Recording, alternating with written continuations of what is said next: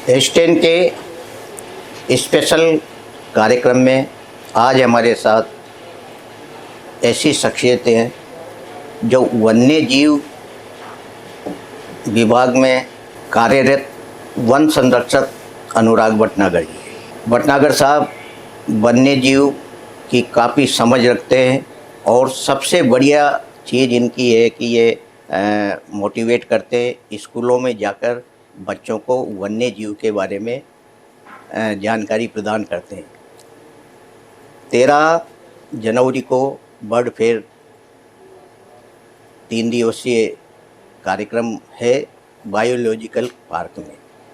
इसी विषय पर हम चर्चा करेंगे डॉक्टर अनुराग भटनागर साहब से बर्ड फेयर के मामले में। आइए बात करते हैं अनुराग भटनागर जी से।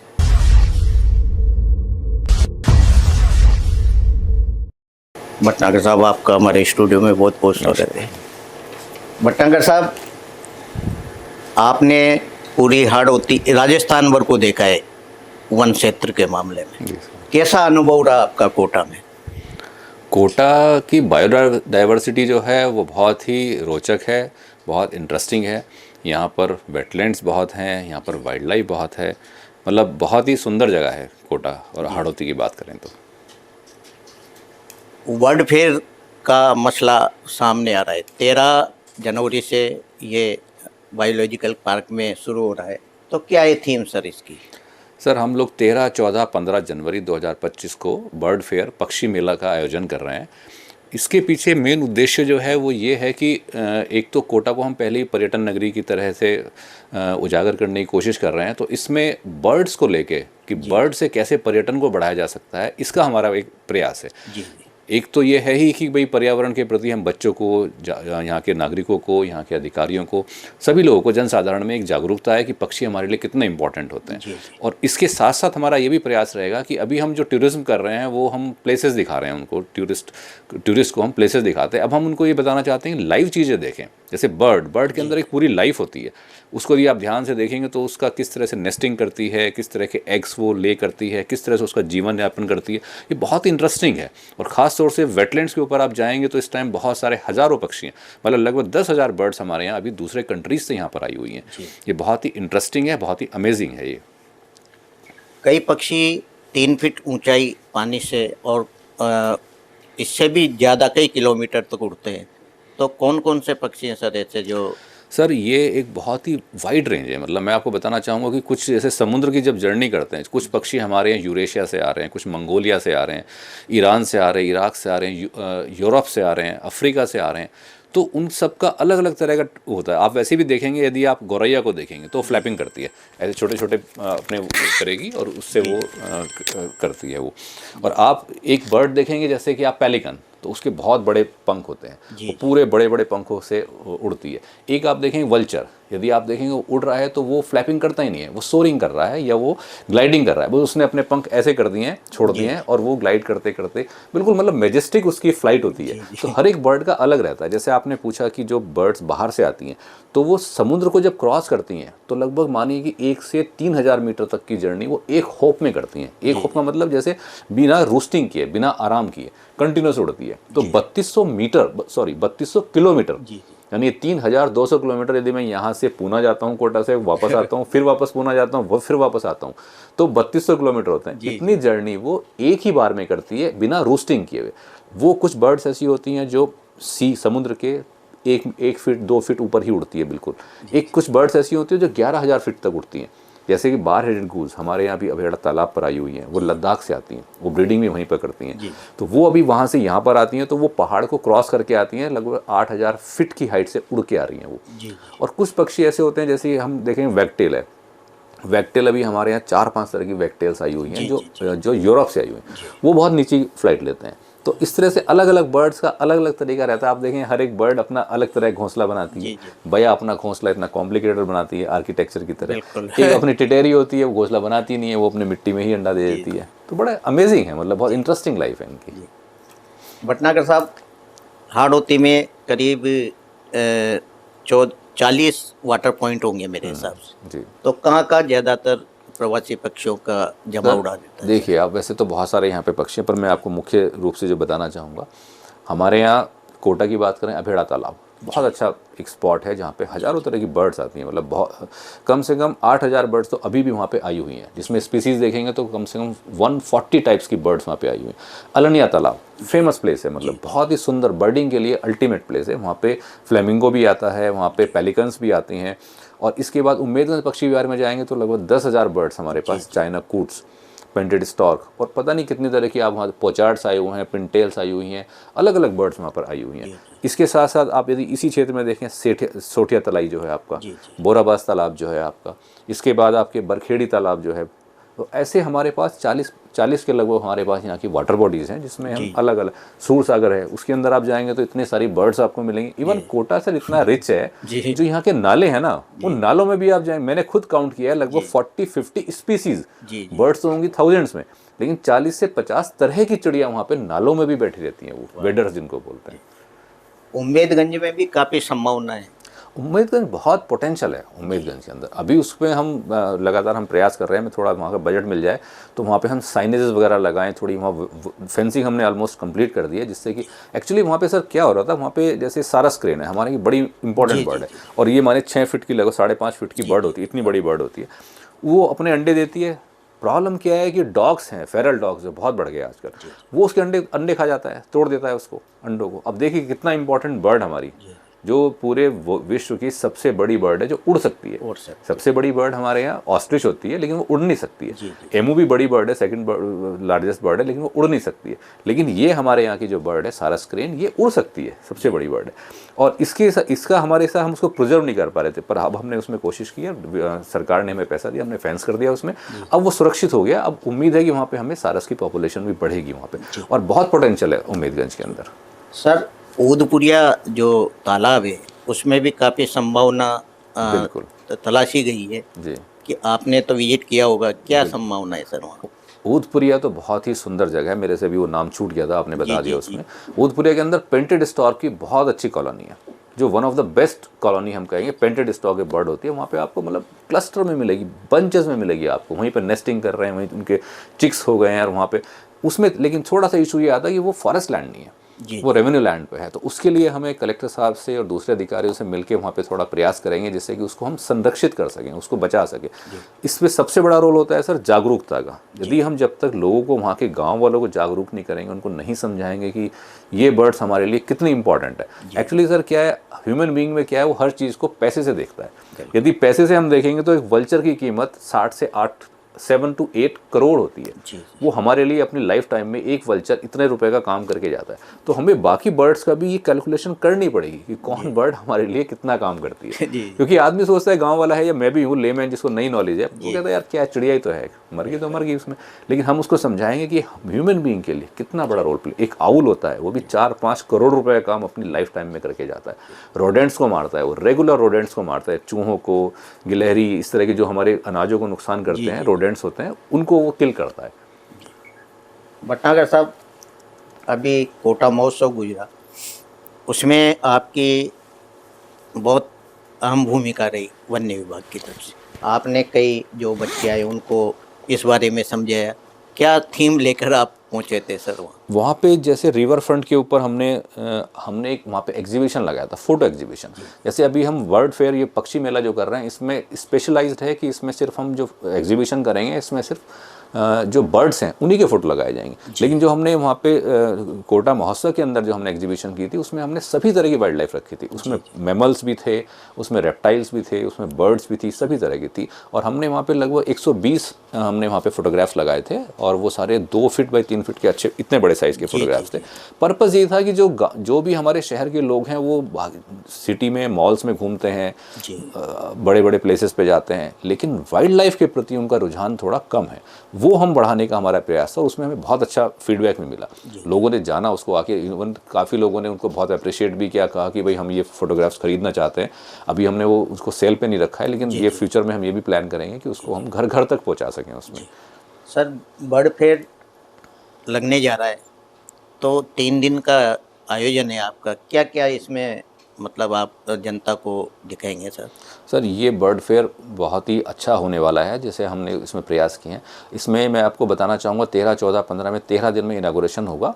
उस पर हमारे यहाँ के जो जिला पुलिस अधीक्षक महोदय हैं वो उसमें चीफ गेस्ट रहेंगे, और उसमें अध्यक्षता हमारे जो फील्ड डायरेक्टर हैं वो करेंगे उसके अंदर, मुकुंदर टाइगर रिजर्व के। और इसमें बहुत सारी एक्टिविटीज़ होने वाली हैं। उसमें सबसे बड़ा तो ये है कि पहले एग्जीबिशन लगेगी। एग्जीबिशन के साथ साथ हम वहाँ पे ड्राइंग कंपटीशन कराएंगे बच्चों का, पेंटिंग कंपटीशन कराएंगे, उसमें क्विज़ कराएंगे। बर्ड रेस एक वर्ड है, जैसे रेस कर रहे हैं। रेस का मतलब ये है, रेस का मतलब दौड़ना नहीं है। रेस का मतलब क्या है सर, कि जैसे कि हमारे यहाँ 4 या 5 वेटलैंड्स हैं, उसमें हम डिफरेंट टीम्स भेजेंगे, उनमें बच्चे जाएंगे और वो उस ट्रैक पे हल्के हल्के चलेंगे आराम से। कितनी तरह की बर्ड्स वहाँ पे मिल रही हैं, कितनी संख्या है उनकी, उसकी काउंटिंग करेंगे। That is called bird race. तो अलग अलग वेटलैंड के ऊपर सब अपनी अपनी रिपोर्ट देंगे। किसी साइट के ऊपर 40 तरह की बर्ड्स आएंगी, किसी साइट के ऊपर 80 तरह की बर्ड्स आएंगी, कहीं पे 140 तरह की बर्ड्स आएंगी। तो वो एक रेस होगी कि किस साइट पे किसको कितनी बर्ड्स मिली हैं देखने के लिए। तो ये एक्टिविटी कराई जाएगी। इसके साथ साथ हमने सर गेस्ट लेक्चर्स रखे हैं इसमें जो रिनाउंड पर्सन है, ऑर्निथोलॉजिस्ट, जो बर्ड्स के एक्सपर्ट्स होते हैं, उनको हमने इसमें कॉल किया हुआ है। जिसमें बॉम्बे नेचुरल हिस्ट्री सोसाइटी के भी हमने अधिकारियों को बुलाया हुआ, अभी उनका कन्फर्मेशन नहीं है। असद रहमानी साहब से हमने निवेदन किया हुआ है, नरवाड़े साहब जो वहाँ के डिप्टी डायरेक्टर, उनसे भी निवेदन किया है। और इसमें जैसे अनिल चुंगानी साहब, बहुत बड़ा नाम है उनका, वल्चर्स के ऊपर उन्होंने बहुत काम किया, बीकानेर से हैं, उनको भी हमने बुलाया, उन्होंने कंसेंट भी दिया है। इसके साथ साथ मनोज कुलश्रेष्ठ साहब को हमने बुलाया है इसमें, डॉक्टर सतीश शर्मा जी को बुलाया है इसमें, एक देवेंद्र मिस्त्री जी हैं जो बहुत तरह की बर्ड्स की सर वो आवाज़ निकालते हैं। जैसे आप कहेंगे कि आप कुक्कू की आवाज़ निकालें तो वो कुक्कू की आवाज़ निकाल के दिखाएंगे। आप कहेंगे पिंटेल कैसे बोलते हैं तो वो पिंटेल की आवाज़ निकाल के बताएंगे इस तरह से। तो वो उनको भी हमने इसमें कॉल किया हुआ है। SP मेहरा साहब है जो बहुत ही इंटेलिजेंट और बहुत ही नॉलेजेबल पर्सन है, उन लोगों को सर हमने बुलाया है और उनके हम यहाँ पे लेक्चर्स कराएंगे स्कूल के बच्चों को, अधिकारियों को, जनसाधारण को। तो उससे एक अवेयरनेस आएगी उनका। सर ये जो थर्मल का इलाका है, जो तालाब है थर्मल का, ये भी बहुत बेहतरीन है पक्षियों के लिए जी। तो इस पर कितना डेवलपमेंट? जोराबाई के बारे में बात कर रहे हैं? जोराबाई जी, ये भी बहुत अच्छा तालाब है। इस पे भी हमने एक ट्रैक रखा है। जोराबाई के जो तालाब है उस पर भी हमारा पूरा एक बर्ड रेस होगी, क्योंकि हमारे अबेड़ा तालाब से लगा हुआ क्षेत्र ही है। तो उसमें हम 2-3 तरह की एक्टिविटीज़ वहाँ कराएंगे। हम देख रहे हैं, या तो हम साइकिलिंग से वहाँ पे करेंगे, पैदल भी वहाँ पे जाएंगे और बर्ड्स की काउंटिंग करेंगे। इसके रेनोवेशन के लिए अभी हमारे पास कोई ऐसा बजट उपलब्ध नहीं है, पर फ्यूचर में हम देखेंगे इसको भी हम किसी तरह ठीक कर पाएँ। तो सर ये जो प्रवासी पक्षी यानी इन दिनों यहाँ आते हैं और यहीं प्रजनन के बाद वो अपने बच्चों सहित विदेश जाते हैं, तो कैसा क्षेत्र माना जा सकता है सर? ये सर देखिए, वी आर वेरी लकी कि ये बर्ड्स हमारे यहाँ आ रही हैं। देखिए, और ये आज से नहीं आ रही, ये 1000 साल से नहीं आ रही, ये 10,000 साल से नहीं आ रही, ये लाखों सालों से हमारे यहाँ आ रही है। ये जो इनका ट्रेंड बना हुआ है कि वो अमेरिका से, यूरोप से या उज्बेकिस्तान से, मंगोलिया से, यदि वो वहाँ से उड़ के यहाँ आती हैं, यहाँ पे ब्रीडिंग करती हैं, यहाँ रहती हैं, जैसे भी यहाँ पे, फिर वापस वहीं जाती हैं। जहाँ से सर वो आती हैं और जहाँ वो वापस जाती है, उसमें आप यदि देखेंगे तो डिफरेंस इतना ही होगा जितना एक बैडमिंटन कोर्ट का होता है जी। इतना परफेक्शन है। आप यदि मुझे इस ऑफिस से छोड़ के बाहर छोड़ेंगे तो मुझे वापस आने में यहाँ प्रॉब्लम हो जाएगी। लेकिन इन बर्ड्स को रास्ते कैसे याद रखते हैं, दिस इज ए मिस्ट्री, ये एक रहस्य है कि वो कैसे वहाँ से यहाँ पे आई, बच्चे यहाँ पे हुए, बच्चे जब वापस जाते हैं तो बच्चे आगे उड़ते हैं और पेरेंट्स पीछे उड़ रहे हैं, और वो यहाँ से उड़ के पैदा, उनका जन्म यहाँ पे हुआ है सपोज, लेकिन वो जाके वापस यूरोप के अंदर उसी तालाब पे, उसी देश में और उसी शहर में, उसी तालाब पे वो पहुँच जाती है। This is a mystery. लेकिन ये जेनेटिक है और इसमें उनकी जीन में ये पड़ा होता है। जैसे आप देखेंगे एक बया घोंसला अपना वैसा ही बनाती है, दूसरी चिड़िया अलग तरह से बनाती है, उनकी जीन में पड़ा हुआ है कैसे बनाना है। वन्य जीव एक बहुत वृहद क्षेत्र है सर। आप हर मतलब ये बच्चों को जानकारी देने के लिए हर सरकारी स्कूल में जाकर आप उनको जानकारी प्रदान करते हैं, तो कैसा एक उन बच्चों में ये एक अनुभव मिलता है सर? सर सबसे बड़ी बात कि हमें बहुत अच्छा लगता है, और हम जब उनसे बातें करते हैं और उनका जब हम उत्साह देखते हैं तो बहुत अच्छा लगता है हमें। लेकिन उससे ज़्यादा बड़ी बात यह है कि उन बच्चों के अंदर हम कुछ इनकलकेट कर पाते हैं, क्योंकि उनकी स्माइल से, उनकी खुशी देख के, उनका उत्साह देख के, उनके क्वेश्चंस देख के, जब वो क्वेश्चंस पूछते हैं सर ये कैसे होता है, ये कैसे होता है, तो हमें तो अच्छा लगता ही है, लेकिन उन बच्चों के अंदर बहुत, कल को ये बच्चे जब कलेक्टर बनेंगे, ये बच्चे इंजीनियर्स बनेंगे, डॉक्टर्स बनेंगे, अलग अलग अधिकारी बनेंगे, तो इनके माइंड में कहीं ना कहीं वाइल्ड लाइफ को लेके, पर्यावरण को लेके एक पॉजिटिव थॉट होगा। तो जब कभी इंजीनियरिंग भी करेंगे, कहीं पे पुल भी बनाएंगे बड़े बड़े, तो ये रहेगा कि हाँ मुझे पौधों को बचाना है, मुझे ट्रीज़ को बचाना है, मुझे बर्ड्स को, एनिमल्स को बचाना है। तो ये हम रेगुलर कर रहे हैं। और हमारे जो खौफ साहब हैं अभी, अरिजीत बनर्जी साहब, उन्होंने एक सर्कुलर निकाला था कि आप लोग स्कूल्स में जाएं, कॉलेजेस में जाएं और बच्चों को इसके लिए मोटिवेट करें। उसमें हम लगातार कर रहे हैं, लगभग 20 हम ट्रेनिंग अब तक करा चुके हैं उसमें। सर, बायोलॉजिकल पार्क ऐसा पार्क है जो पूरे हाड़ों तीवर के लिए भी एक रस से बना हुआ है, उसका काफ़ी विकास हुआ है। सर, कितनी प्रगति हो चुकी है अभी तक sir biological park? Abheda biological park पूरे हाड़ौती के लिए एक बड़ी चीज़ है और वो वास्तव में देखने लायक जगह है। वो अभी वहाँ पे एनिमल्स कम है, नो डाउट। वहाँ पे तो अभी 13 ही एनक्लोजर हमारे पास हैं। उसमें टाइगर है, लायन है, लेपर्ड है, हाइना है, स्लोथ बियर है और 5-6 तरह के हमारे पास हर्बीवोर्स हैं, जिसमें सांभर, ब्लैक बक, चिंकारा, नीलगाय और स्पॉटेड डियर, ये वहाँ पे एनिमल्स हमारे पास रखे हुए हैं। और अभी हम और भी लाने की प्लानिंग कर रहे हैं। लेकिन वहाँ पर जाने से आप देखेंगे नेचुरल वे में वहाँ पे इतनी तरह की बर्ड्स, वहाँ 140 टाइप्स की तो बर्ड्स हैं जो ओपन में मिल रही हैं। अभी हम एमू बर्ड ले आए हैं अपने, वो भी हमने डेमोन्स्ट्रेशन के रखे, लेकिन जो ओपन में घूम रही हैं बर्ड्स वो भी वहाँ पे देखने। और सबसे बड़ी बात ये है कि जैसे आज हम सैटरडे संडे में अपने बच्चों को मॉल्स में लेके जाते हैं, मेरा निवेदन है कि कोशिश करें सभी जितने भी यहाँ पे इस प्रोग्राम को देख रहे हैं, सभी अभिभावकगण, सभी हमारे नागरिकगण, सबसे निवेदन है कि अपने बच्चों को नेचर के साथ लेके जाएँ, जंगल में लेके जाएं। यदि जंगल में जाएंगे, ट्रैकिंग करेंगे, थोड़ा देखेंगे, तो पेड़ पौधों को समझेंगे, उससे जो पर्सनैलिटी में इंप्रूवमेंट आएगा वो एक्स्ट्रा ऑर्डिनरी होगा। उससे बहुत अच्छी नॉलेज बढ़ती है, कंसंट्रेशन बढ़ती है बच्चों की। भटनागर साहब, जैसे मकर संक्रांति आती है, पतंग उड़ाया जाता है, डोरी यानी कई चाइनीज माजे, पक्षियों को कितना हानि पहुँचती है सर इसमें? इससे सर बहुत ज़्यादा हानि होती है। मेरा सभी लोगों से निवेदन है कि हम एंजॉय करें, पर हम यदि एंटरटेनमेंट कर रहे हैं, एंजॉय कर रहे हैं और किसी की हत्या हो रही है, कोई इंजर्ड हो रहा है, किसी के चोट लग रही है, तो ऐसा एंटरटेनमेंट कभी भी अच्छा नहीं होता है। मेरा पर्सनल रिक्वेस्ट है, क्योंकि हम लोग इस टाइम में जब मकर संक्रांति आती है तो बहुत सारी बर्ड्स हमारे पास इंजर्ड होकर आती है। उसमें काइट्स होती है, पैराकीट्स होते हैं, तोते होते हैं अलग अलग तरह के, बुलबुलें होती हैं, उसके अंदर कबूतर होते हैं बहुत तरह के। वो बेचारे, एक जानवर है, उसका पंख कट गया, उसकी तो लाइफ ही ख़त्म होगी ना। वो उड़ नहीं सकता है तो उसको बिल्ली भी पकड़ लेगी, कोई भी जानवर उसको खा जाता है।